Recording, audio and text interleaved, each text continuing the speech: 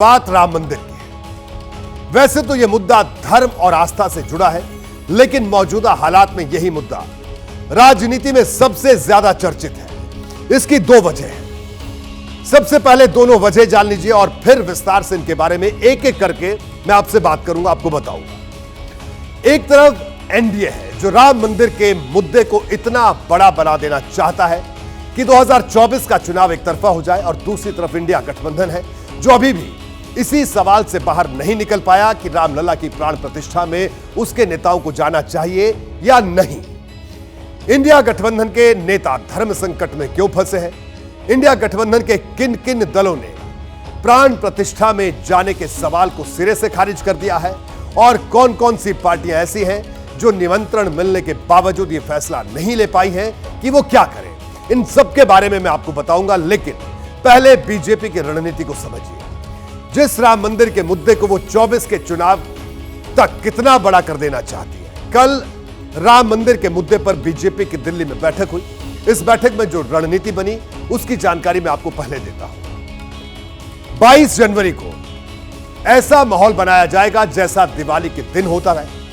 कार्यकर्ता घर घर पहुंचकर लोगों को प्राण प्रतिष्ठा का लाइव कार्यक्रम दिखाएंगे। 22 जनवरी के बाद देश भर से आम लोगों को राम मंदिर का दर्शन करवाने में सहयोग किया जाएगा।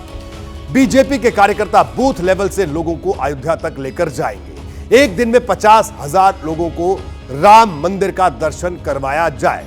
इन सभी 50,000 लोगों के अयोध्या में ठहरने की व्यवस्था बीजेपी नेताओं की तरफ से की जाएगी।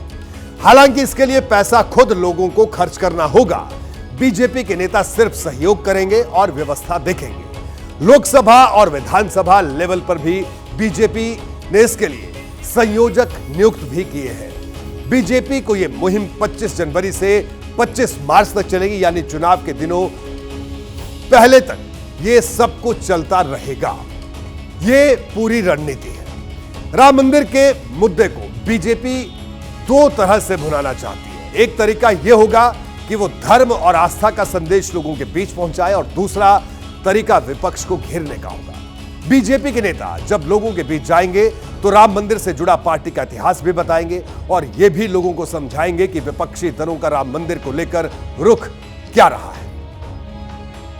जन्मभूमि पर भव्य मंदिर का निर्माण हो रहा है, तो उसमें इस तरह के विवादित बयान देकर आरजेडी जदयू के लोग और महागठबंधन के लोग जो अपमान कर रहे हैं देवी देवताओं को, यह बहुत ही अनर्थ है, आपत्तिजनक है। इन लोगों को भगवान और देवी देवताओं के सामने नतमस्तक होकर माफी मांगनी चाहिए, ताकि जीवन का पाप दूर हो सके।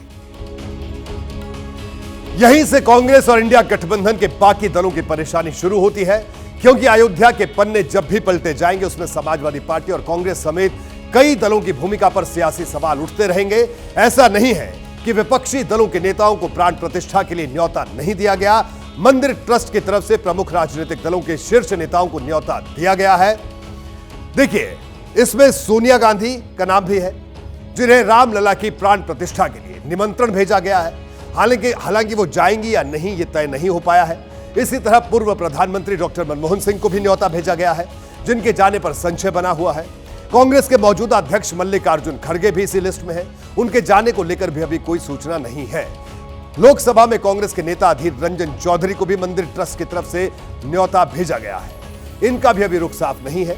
या आपको यह भी बता दूं कि राहुल गांधी, प्रियंका गांधी, उद्धव ठाकरे और शरद पवार जैसे नेताओं को निमंत्रण नहीं दिया गया है।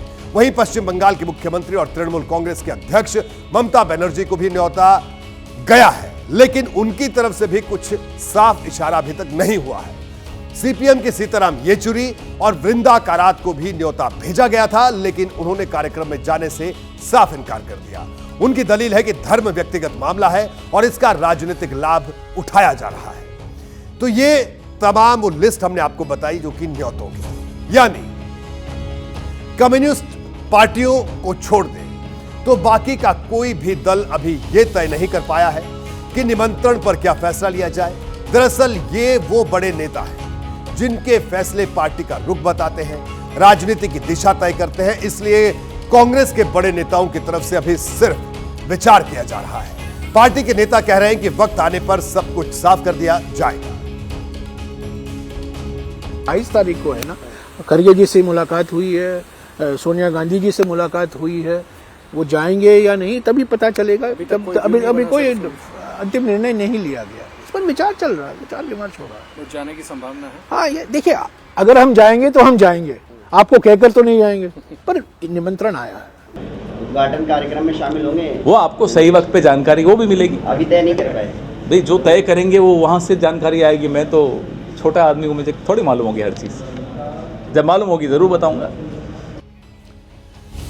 साल 2019 में जब नवंबर के महीने में राम मंदिर को लेकर सुप्रीम कोर्ट का फैसला आया था, तब कांग्रेस ने एक आधिकारिक बयान जारी करते हुए सुप्रीम कोर्ट के फैसले का सम्मान के साथ स्वागत किया था।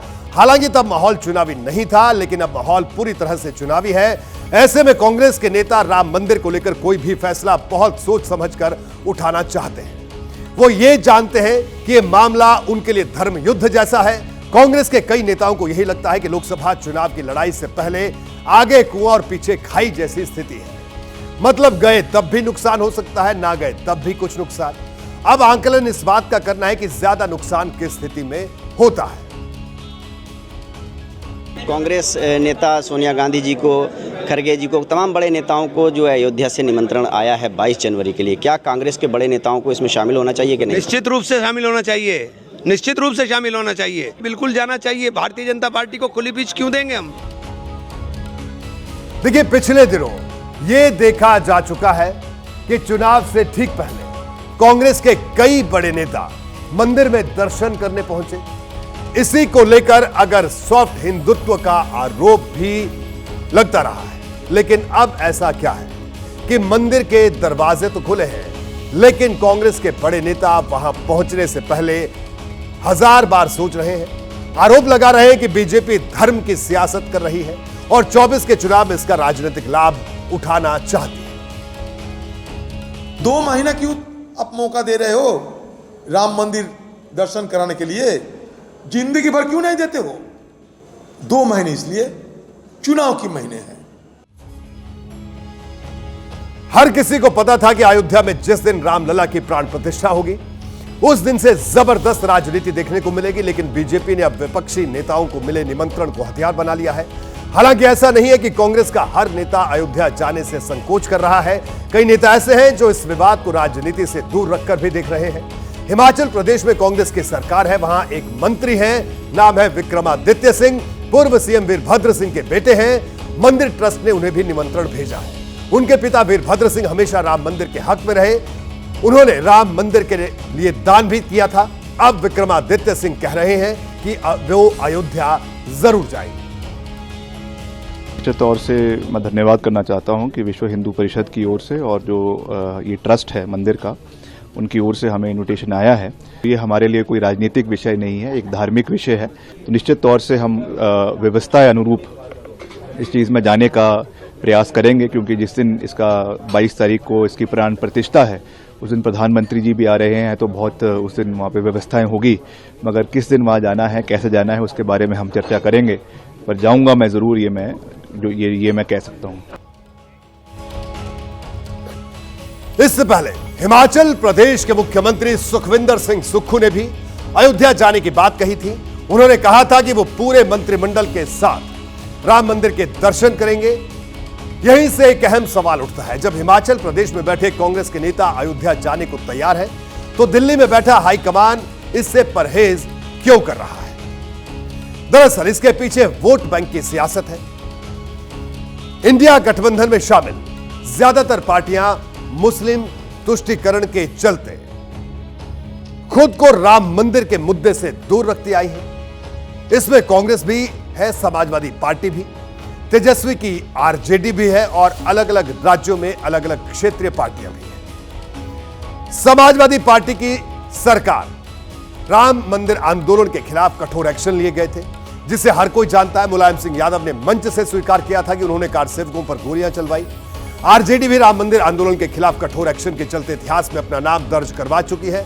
1990 में रथ यात्रा को न सिर्फ बिहार में रोका गया था, बल्कि लालकृष्ण आडवाणी को गिरफ्तार भी किया गया था। अब देखिए, यही वो दो घटनाएं थी जिसके चलते यूपी में समाजवादी पार्टी और बिहार में आरजेडी मुस्लिम वोटरों के बीच हीरो बन गई थी। कांग्रेस भी लगातार मुस्लिम वोटरों को साथ जोड़ने की कोशिश में लगी है। हालांकि कांग्रेस यह भी नहीं दिखाना चाहती कि मुस्लिम वोटों के चलते वो हिंदू हितों के खिलाफ जा रही है।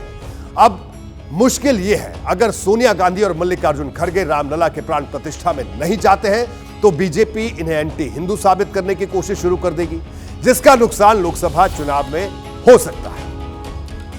22 तारीख को अयोध्या में प्राण प्रतिष्ठा में हिस्सा लेने में विपक्ष संकोच कर रहा है। अब उसमें जब जाने का मतलब यह है कि कांग्रेस को तो उसकी केरल में सहयोगी पार्टी मुस्लिम लीग तक ने धमकी दे दी है कि नहीं, आप इसके बाइकाट का ऐलान कीजिए। बाकी पार्टियां संकोच में हैं कि वो गए तो ये जो हमारा वोट था, ये माइनॉरिटी का एक वोट, एक अच्छा खासा वोट हमको मिलता था, वो कहीं हाथ से न निकल जाए।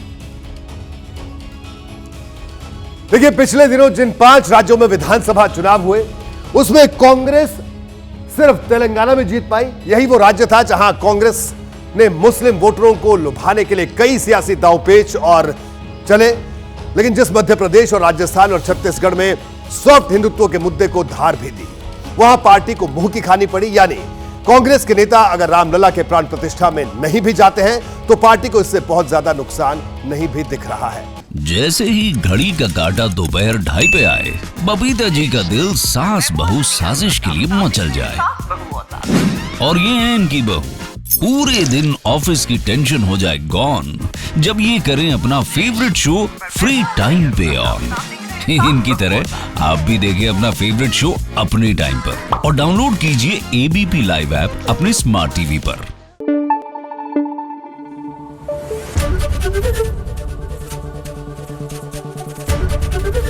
एबीपी न्यूज आपको रखे आगे।